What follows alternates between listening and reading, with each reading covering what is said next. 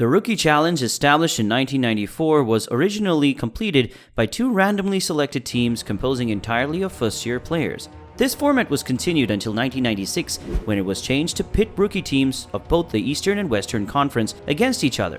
In 1999, the game was cancelled as a result of the NBA lockout. Since the 1998 rookie class did not compete that year, the game was revamped and featured a team of standout first-year players, rookies, against a team of standout second-year players, sophomores. Would be heard from. This is Thaddeus Young up top, and throwing it down is Jeff. The format of the game and name was changed to the Rising Stars Challenge in 2012. For 2012 and 2013, the format was changed to having two teams drafted by Basketball Hall of Famers Charles Barkley and Shaquille O'Neal. That's Team Chuck and Team Shaq. In 2014, the two teams were drafted by Chris Webber, Team Webber, and Grant Hill, Team Hill. The game format changed in 2015 to Team USA versus Team World, where each team should choose at least 3 rookies and 3 sophomores, and a squad of each team should have 4 backcourts, 4 frontcourts, and 2 swingmen. Unlike regular NBA games, the game was divided into 2 20-minute halves plus multiple 5-minute overtime periods, similar to men's college basketball. 10 to shoot, 10 to half. Green, a floater. Kessler, underneath. The participating players were chosen by voting among the league's assistant coaches. In the game, players were to wear their respective regular team uniforms, except for 2009, in which players wore fan-designed jerseys. The head coaches of the two teams and the lead assistant coaches of the NBA All-Star Game coach. Starting in 2009, 2 active NBA players were added to the game coaching staffs. Cunningham, Mobley thought about a 3, inside, back to Cunningham. Can't get it to fall. The format was then changed again in 2022. 28 players were selected, 12 rookies, 12 sophomores, and 4 NBA G League Ignite players. They will be drafted into 4 teams of 7, which are led and coached by members of the NBA 75th anniversary team via a draft. He went ahead of see, said, R.J. Barrett. R.J. Barrett, get up there. In commemoration of the NBA's 75th anniversary season, the coaches include Rick Barry, Gary Payton, Isaiah Thomas, and James Worthy. The format itself is now a tournament with a scoring goal for each round. 50 points for the semifinals and 25 points for the finals, for a total of 75 points total for the team that wins the tournament, again in commemoration of NBA 75. John Morant's turn. Come on, Brandon. Let him just go out there. Clear it out. Yeah. The game is currently sponsored by Clorox. Before 2012, the event was known as the Rookie Challenge, officially named the T-Mobile Rookie Challenge and Youth Jam. The Rising Stars Challenge is a basketball exhibition game held by the National Basketball Association on the Friday before the annual All-Star Game as part of the All-Star Weekend. NBA Rising Stars, the league annual showcase of premier young talents during NBA All-Star. The Rising Stars draft will be consisting of 7 rounds, with the 24 NBA players selected in the first 6 rounds and the NBA G League Ignite players going in the 7th. The order of selection in the first round will be determined by random drawing, with the pick order reversing in each subsequent round. Each player on the winning team will receive $100,000, while the runners-up will take home $25,000. A bunch of nothing. Brandon Clark got it. He said he's been waiting for this.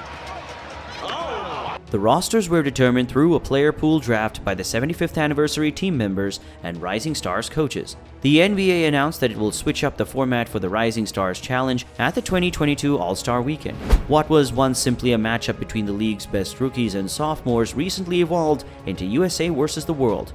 Now, under the new format, the Rising Stars Challenge will have a completely different look, consisting of a 4-team, 3-game tournament to decide a winner. The Rising Stars Challenge consists of 4 7-player teams competing in a 3-game single-elimination mini-tournament. Each game will be played to a final target score. But unlike that first All-Star draft, at least the NBA eventually revealed the full draft results. Here are my thoughts and observations. I thought LaMelo Ball was a near-automatic pick. His lead guard skills, flashiness, and overall level of play make him a great choice for Rising Stars. If anyone could challenge him for top pick, it was Anthony Edwards, whom Isaiah Thomas did take, but Ball failing too is surprising. The swag back as Lee when it Rockwood is blasted. Oh, got him back. Cole Anthony going would also have made sense 2 months ago, but he has struggled since an ankle injury, shooting 38% on 2-pointers and 25% on 3-pointers in his last 15 games. Still, Anthony has the talent and mentality to justify this pick in the bright lights of All-Star Weekend. How did Desmond Bane fall? He, Edwards, and Ball were the only Rising Stars getting serious All-Star consideration this year. Splash. He scored a total of 18 points in both games. Combine LaMelo in the corner. Plus, Bane's three-point shooting and newfound driving ability make him a good fit for this event. Another good NBA player who shoots well from the perimeter, Tyrese Halliburton, lasted all the way. He would have been a great fit on any roster and also should have gone much higher. Isaiah Thomas cleaned up on both Bane and Halliburton. Tom Haberstrock once rated Thomas the NBA's best drafting general manager for his time with the Raptors and the Knicks. Tyrese Maxey is a solid starting NBA point guard. That goes a long way in an exhibition of rookies and sophomores. A bonus, Maxey can create his own shot pretty well, yet he fell to Precious Achiuwa, went last among NBA players in both our mock and the final draft. Halliburton trying to get by Mobley, goes out to Achiuwa. The new Rising Stars format divided 24 players in their first 2 years in the league, plus 4 G League Ignite players into 4 teams, with those 4 teams going into a tournament bracket. However, the big change was the Elam ending, which has teams trying to reach a point total, 50 in this case, rather than playing out a time limit. That ending did for the rookie and sophomore showcase what it has done for the All-Star game itself. Got guys to try, at least for part of the game. Even with the new format, most of the contests were the usual defense-free zones that led to entertaining highlights but little drama. So I need to get it. I'm not a big gamer, but I think it's great. The success for hand-eye coordination, memory, but However, in the final parts of the game, there were take fouls, double teams, real strategy, guys hustling all over the court, and defense chants from the crowd. When Team Isaiah got within 10 points of closing it out in the opening game, both teams got serious on defense. Like Sadiq Bey blocking a Jalen Green three-pointer serious. There was even fouling at the end of Game 1, when Tom Worthy got to 48 and Jalen Suggs had a layup to win it. He was fouled intentionally and sent to the line. Suggs hit 1 of 2 and the game continued. Then Suggs tried the same thing. With Team Worthy at 48 and Desmond Bane about to end it, Suggs fouled Bane. The difference? Bane sunk in his free throws, so Team Isaiah won 50-49. Thompson, look at Austin Rivers playing quality defense there, make Clay give it up.